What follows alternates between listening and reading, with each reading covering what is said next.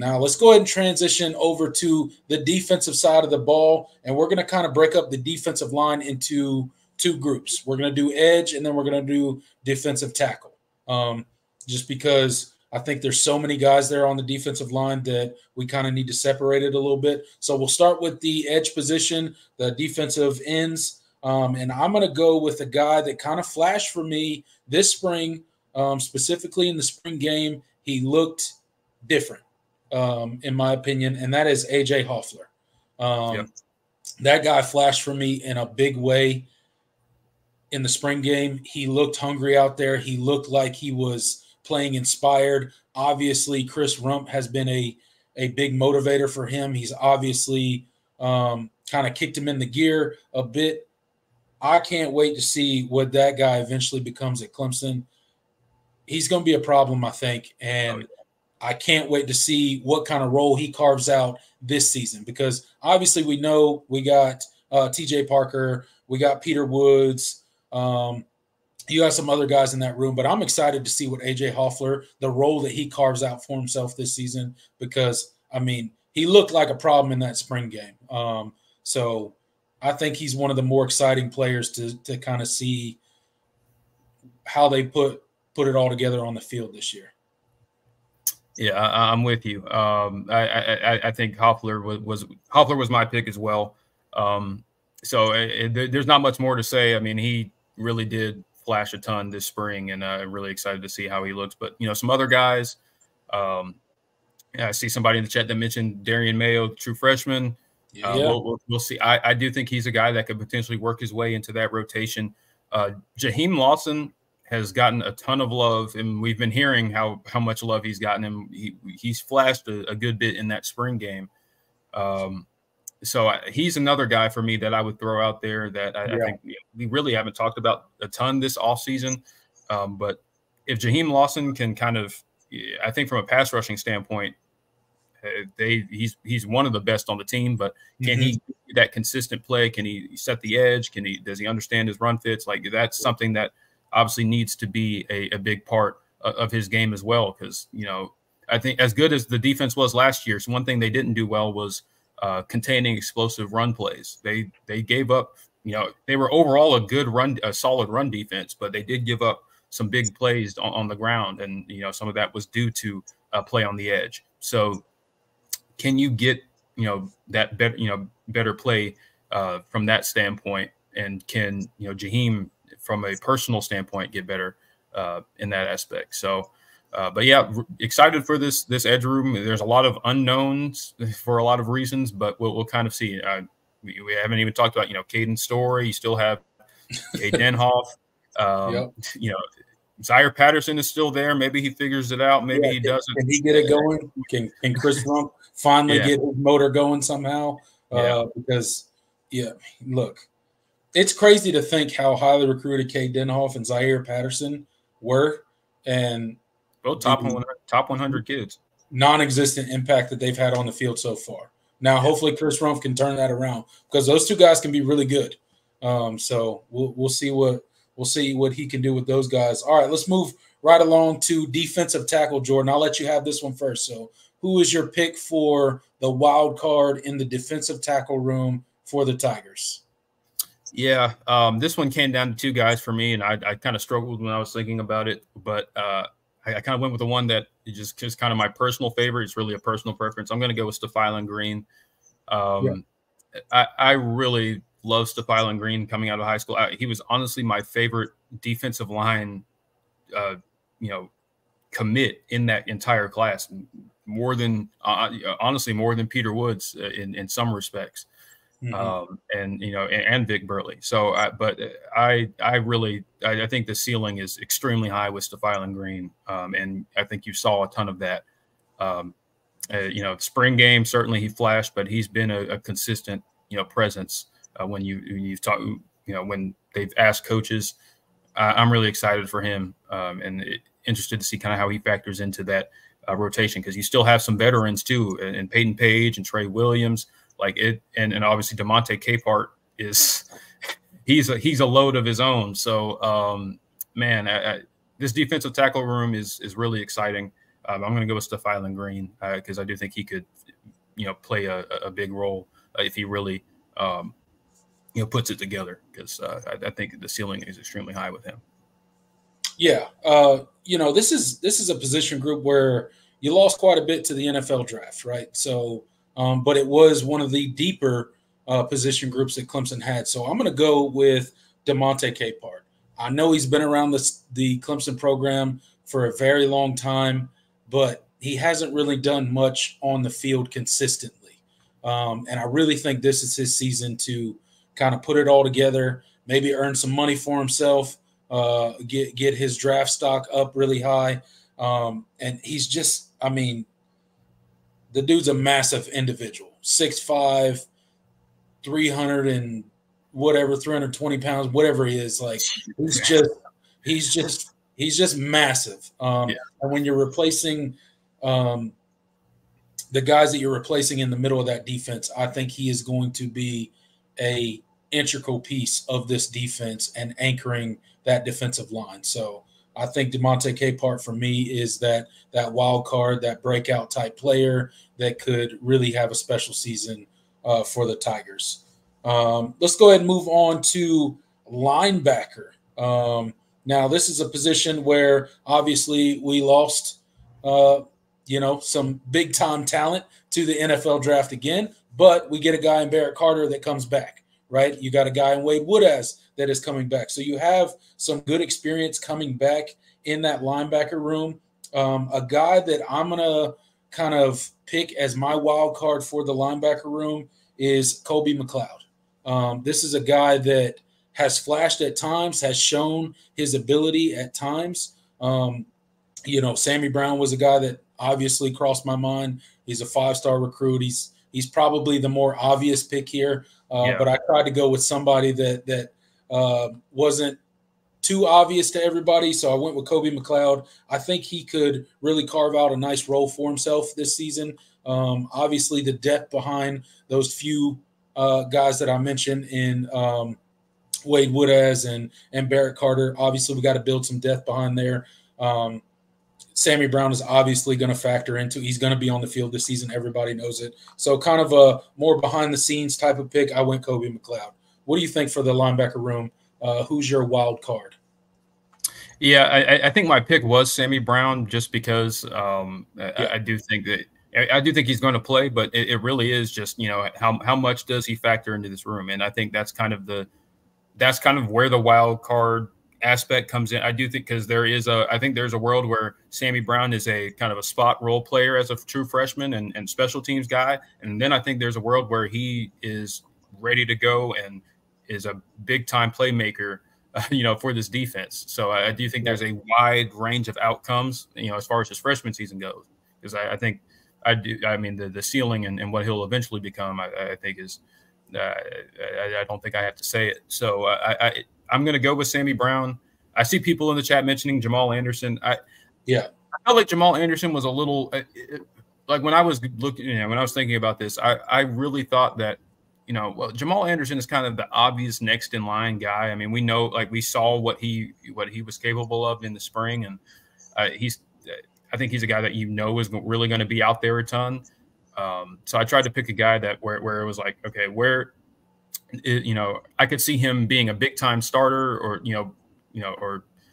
basically starter, and then I could see him being just kind of a rotation, maybe spot role player and special teams guy. So I went, and it's kind of cheating with Sammy Brown because I tried to do as little true freshman as possible, but I do think it's him for me. Other guys, obviously the other guys in the room are certainly wild cards in their own right as well. I mean, how much does D Creighton improve? You already mentioned Colby McLeod. Some of the other true freshmen, how does CJ Kuba Taylor come in? And a lot of guys that in this room, it's a really talented linebacker room, but, beyond your two starters, there's still some kind of some flux there as far as where the pecking order is. But I went with Sammy Brown. So. Yeah, I think that's a really good pick.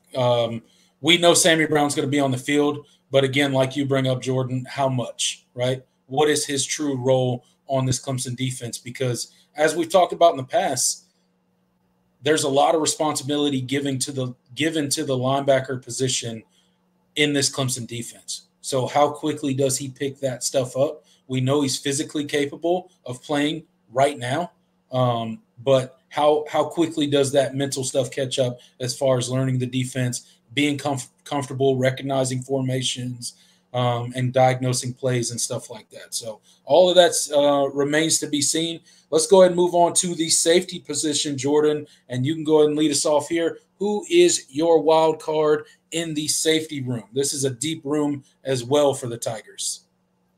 Yeah, there are a lot of different guys you could kind of throw out there. When I was thinking about the safety room, it was kind of the same thing with linebackers. Like, who's a guy that I could see kind of fading into the background or kind of blossoming. And so I picked a guy that I felt has that's been in the program that just hasn't really he hasn't broken out yet.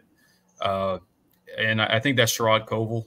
I think he's a guy that, I could very easily see working his way and being a big-time playmaker if everything comes together. And then there's also a world where, maybe it's somebody else that kind of steps up, whether it's, Kylan Griffin or Robert Billings or, I can go through the list. But Kylan Webb, they're Ricardo Jones, the true freshman. There's a lot of guys in this room that you've heard really positive things about. But I do think Sherrod Covell is a guy. I think he's the biggest wild card because if he does figure it out, it's going to be a lot of fun. I'm telling you, that guy can. He's a dog. He has that mentality that you want in a safety, especially playing downhill. Loves to hit. If he really puts it together, it's going to be a lot of fireworks on the back end of that defense. So I'm went with Sherrod Covell. Yeah, absolutely. I'm going to go with a pretty veteran guy, a guy that I don't really know what his role for this team's going to be this year, and that is Tyler Venables, a guy that's been hurt a lot, but a veteran presence, a guy that knows this defense in and out, kind of a coach player on the field, if you will. And I put him out there just because I'm interested to see what kind of role he takes on for this defense this year. You mentioned all the guys that are competing for reps in this safety room. This is a very deep room. There's a lot of young guys that have a ton of potential and have flashed for this defensive back group and the safety group. So I'm interested to see where kind of Tyler Venables falls in the pecking order of those things and what kind of role that he plays for the Tigers in the back end of this defense this year. I like it. It's a good pick. And because he's a veteran, and they're going to want to get him on the field, but, is he, he's coming off of injury, and obviously the ceiling of the younger guys is certainly really intriguing. So there's a lot of different ways I think his season could play out. But it is nice to have him back and healthy as a veteran presence and leader in that room. So that's a good pick. Yeah. All right. Let's go with, we're going to finish up with the cornerback position. I'll go first on this, and then you can wrap it up, and then we'll move on to the next segment. But wrapping up the defense, the cornerback position, this is where we are filling some pretty big voids from the 2023 season. Again, losing talent to the NFL is always bittersweet, right? You're really happy for the player that put in time and gave their all to the university, but it's always a huge void, right?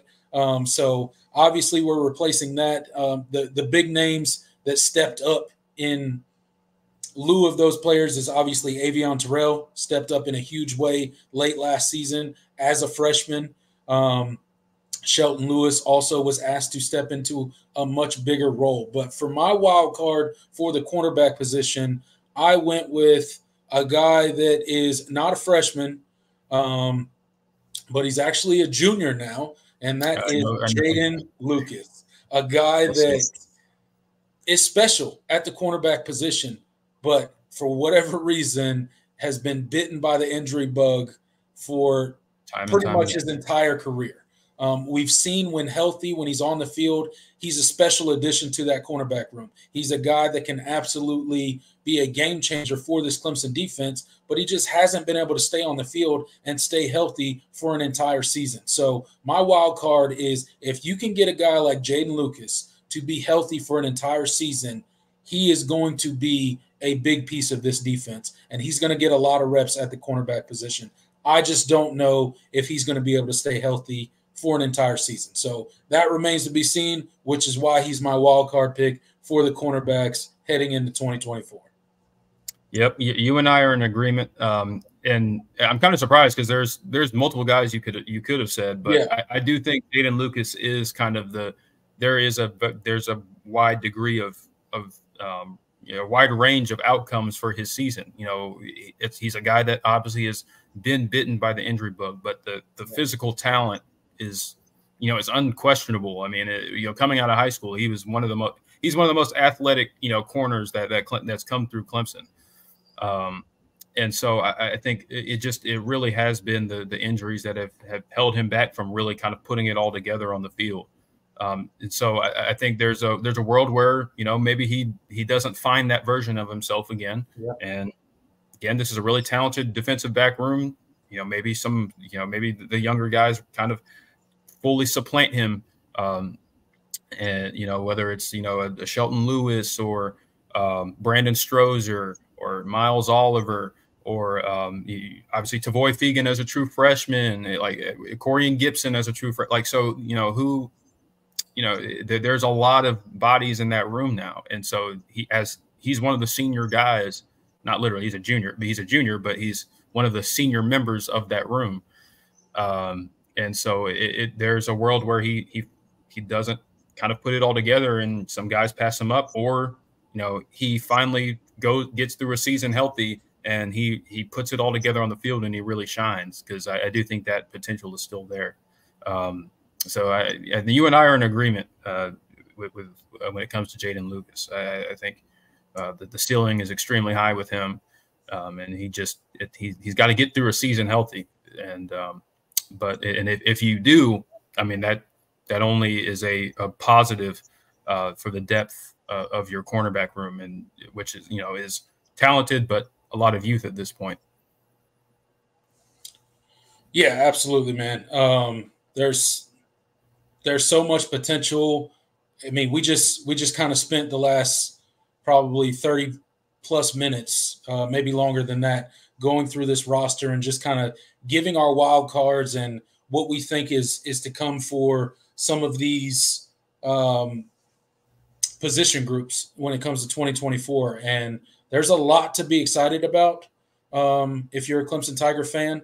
But again, like we've been saying all offseason, Jordan, it's cautious optimism that we're approaching the season with. We know we've been riding high coming into seasons in the past, and things have not worked out how we thought they were going to. So I'm going to remain cautiously optimistic for the 2024 season. I think there is a world, while we're on the subject of wild cards and varying degrees of how things turn out, there's a world where Clemson puts it together offensively and can have a special season. And then there's a world where the Clemson offense looks exactly like it's looked the past 3 seasons, and it's more of the same, right?